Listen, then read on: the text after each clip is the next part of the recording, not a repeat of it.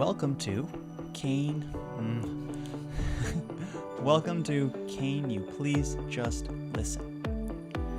This is going to be Book 1, Chapter 2, Season 1. Are we doing? I don't know if maybe the book is the season. So ignore that season. It's just Book 1, Chapter 2.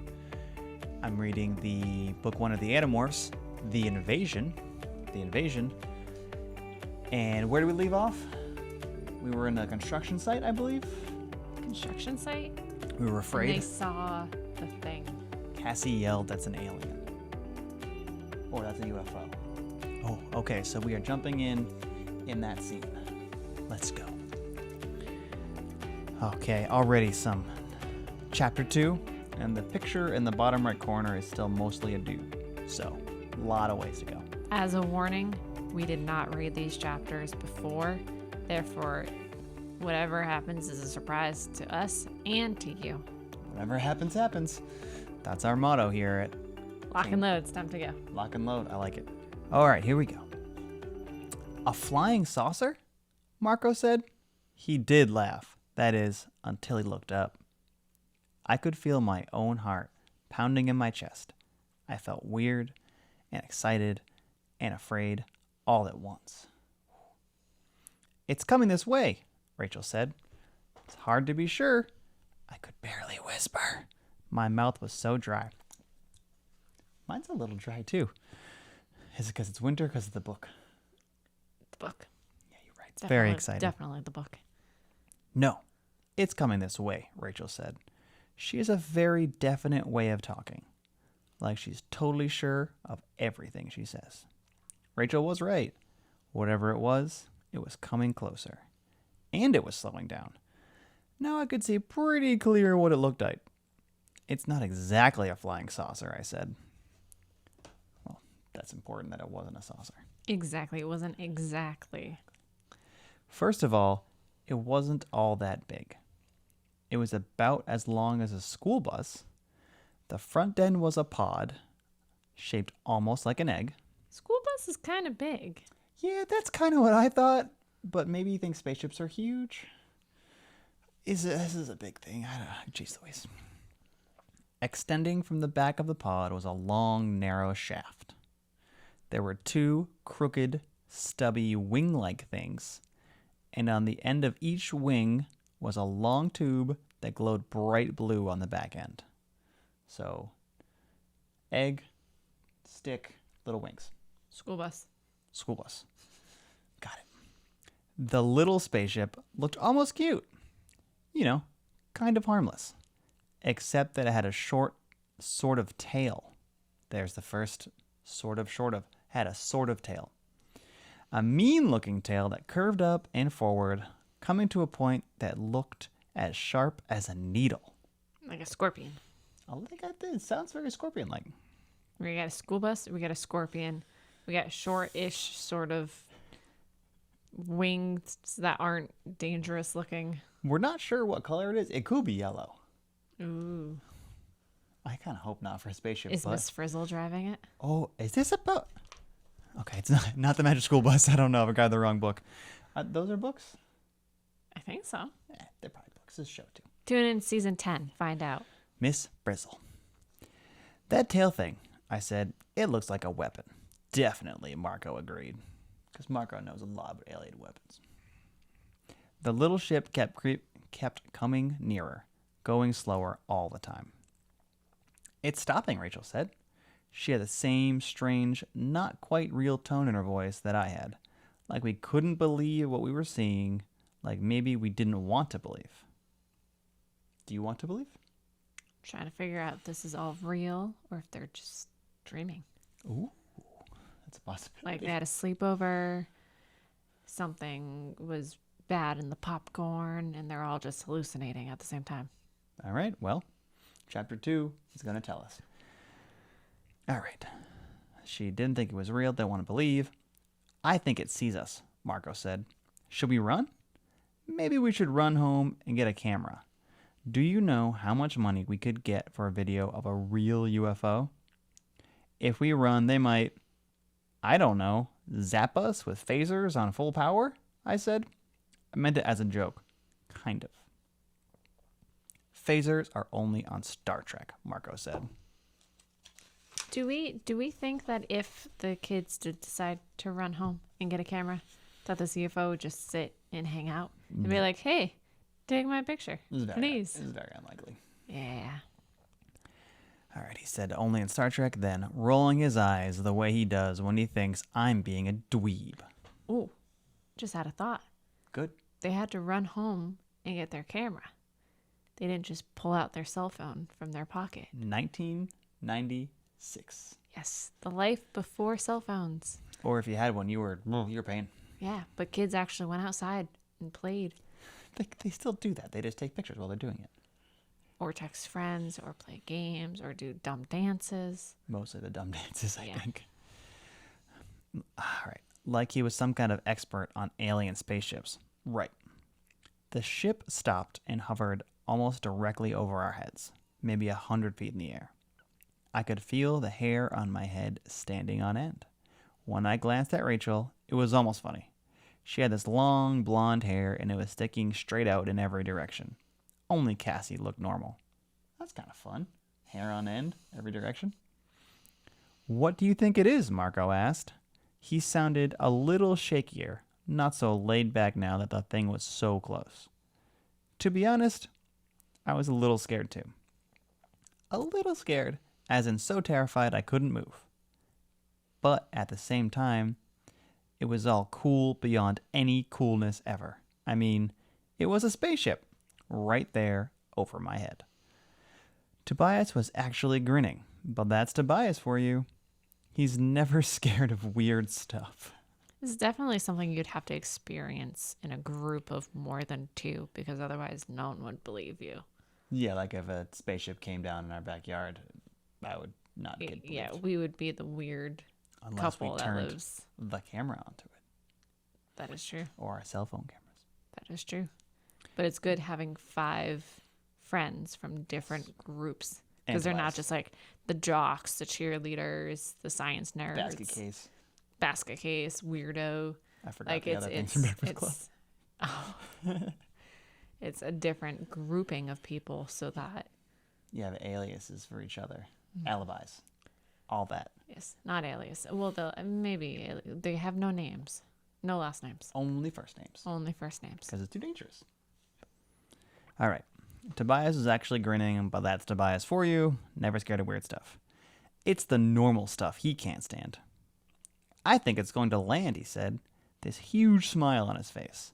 His eyes were bright and excited, and his blonde hair was standing up in clumps. The ship began to descend. It's coming right at us, I cried. Right at them. I had to fight an urge to run, yammering across the field all the way home, where I could crawl into my bed and pull the covers over my head. But I knew that this was an important, amazing thing. I knew I had to stay and see it all. I guess the others felt the same way because we all just stood there as the ship hummed and glowed. Yeah, I thought you were talking. You were yawning. No, I was yawning. Sorry. We're awake. We're doing our best. It is 8 p.m. As the ship hummed and glowed, it settled down in an open space between the piles of junk and tumbled walls. I noticed there were black burn marks all along the top of the pod section. Some of the skin of the pod had been melted. It touched the ground, and instantly the blue lights went off. Do we think that it just survived some sort of like battle? It seems that way. There's It like burn crash marks. landed. Well, not crash landed, but It's kind of coming in hot, a didn't little wobbly. necessarily want to land here. No one It's wants like to land the- on Earth. Right time, right place, right time for these kids. Well, Yeah. maybe wrong time, but Yeah, it seems seems like it was a once in a lifetime opportunity that Yeah. they just happened to see this spaceship land. Ship's in a bad way, coming down. Incident about to happen. Yep. It touched the ground, and instantly the blue lights went off. Rachel's hair fell down to her neck. It isn't very big, is it? Rachel whispered. That was not a whisper, my bad. It's about, I tried to think, about 3 or 4 times as big as our minivan. It's not about the size, it's about how you use it. Unless it's a spaceship. Unless it's a spaceship, then then you- bigger is better. Always for spaceships. All right, so 4 times the size of a minivan. We all know what that is. No problem. Yep. We should tell someone, Marco said. I mean, this is kind of major, you know? Spaceships. If I can't say the word spaceship, this is going to be a long read. Spaceships don't just land in the construction site every day. We should call the cops, or the army, or the president, or something. We'd be totally famous. We'd get on the Letterman for sure. But there's no proof. Yeah, that's an issue. Yeah, you're right. I agreed. We should call someone, but none of us moved. None of us was just going to walk away from a spaceship. I wonder if we should try to talk to it, Rachel suggested. She was standing there with her hands on her hips, looking at the spaceship like it was a puzzle she had to figure out. I mean, we should communicate, if that's even possible. Do you speak alien? No, but I have learned whale from Dory. You try whale first, you think? Probably. That's smart. Yep. Tobias nodded. He stepped forward and held out his hands. I guess he was showing whoever was in the ship that he wasn't carrying any kind of weapon or anything. It's safe, he said in a loud, clear voice. We won't hurt you. Do you think they speak English? I wondered. Same. The universal language, English. Of course. Well, everyone speaks English on Star Trek, Cassie said with a nervous laugh. Tobias tried again. Please, come out. We won't hurt you. I know. I froze. Okay. I had definitely heard someone say, I know, only there hadn't been any sound. I mean, I heard it, but I didn't really hear it. Was it all mental? Like, tell us. So in the book, it has these little arrows next to it. Oh. So I'm going to try that as maybe the one time I'll do a voice. Please continue the sentence for me, the word I'm stumbling on right now. Telepathic communications. Yeah. Okay. Inside your head. Got a lot of tele, and I got stuck. Chameleon. Teletubbies? There we go. That's better. I froze. Yeah, heard it in his head. Maybe this was all a dream. Hey, we're back to that. I looked kind of sideways at Cassie. She looked back at me. Our eyes met. She had heard it too. I looked at Rachel. She was turning her head back and forth, like she was looking for where that sound, that wasn't a sound, could have been coming from. I started to get a sick, twisty feeling in my stomach. Did everyone hear that? Tobias whispered. We all nodded at once, very slowly. Can you come out? Tobias asked in his loud, talking to aliens voice. Yes, do not be frightened. That's my telekinetic voice. It's very, Bane. I was born in darkness.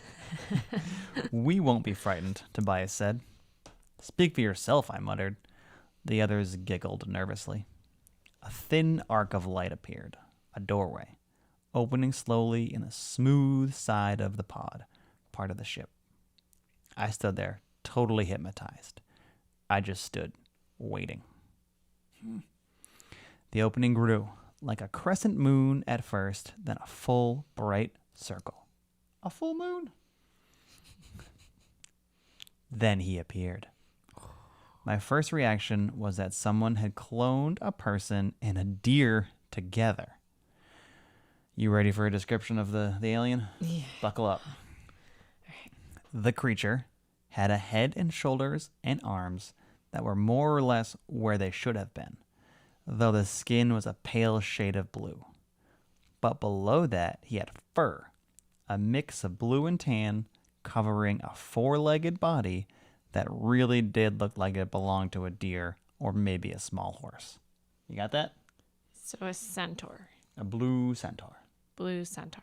Pretty cool. He ducked his head out of the doorway, and I could see even the fairly normal-looking parts of him weren't all that normal. For a start, he had no mouth, just 3 vertical slits.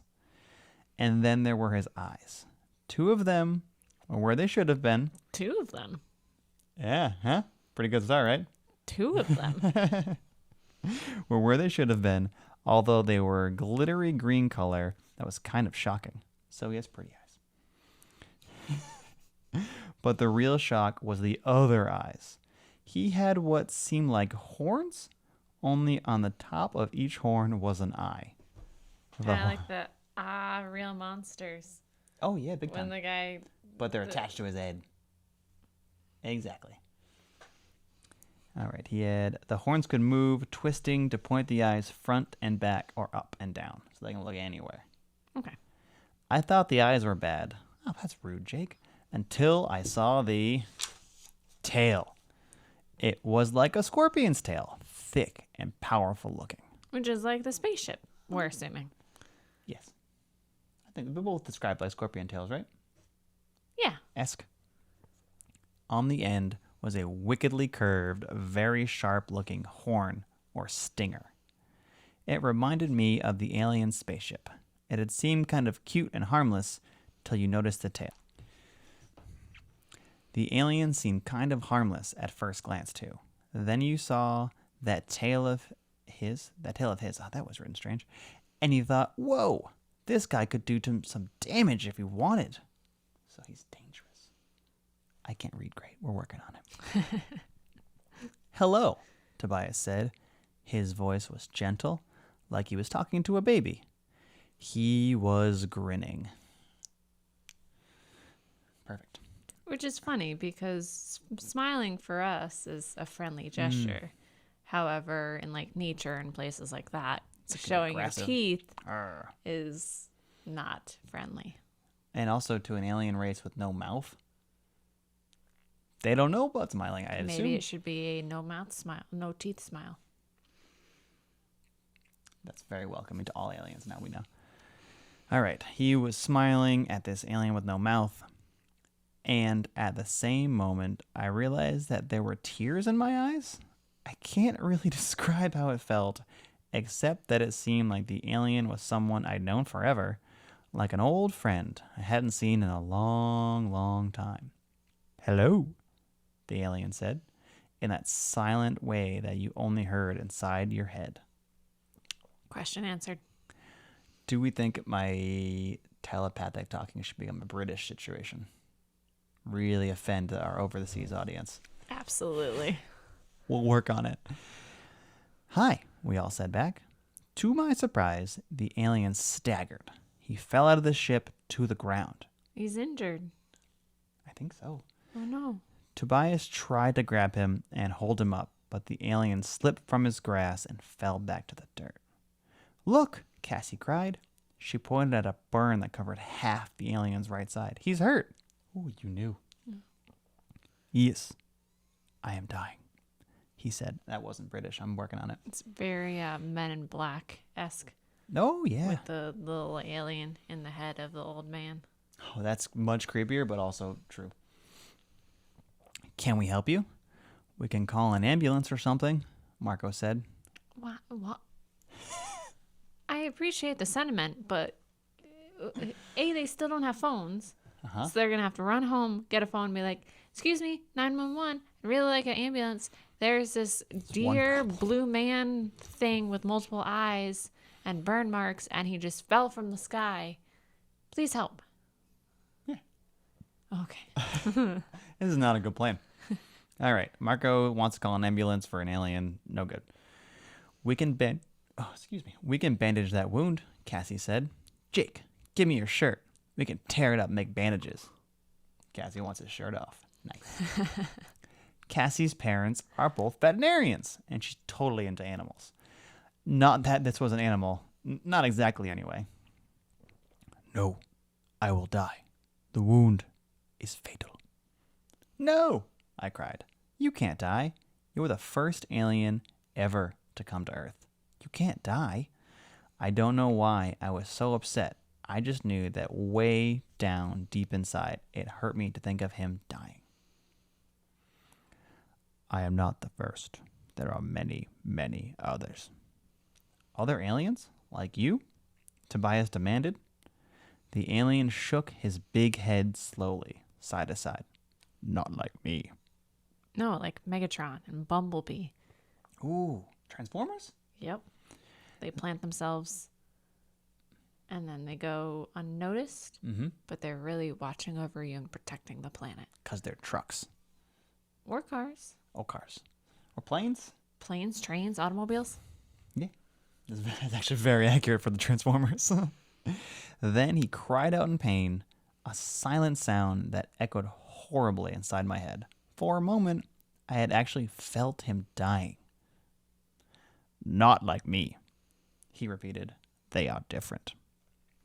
Different? How? I said. I will remember his answer forever. He said, they have come to destroy you. That's terrifying. That's the end of the chapter? That is the end of chapter 2. Oh, man.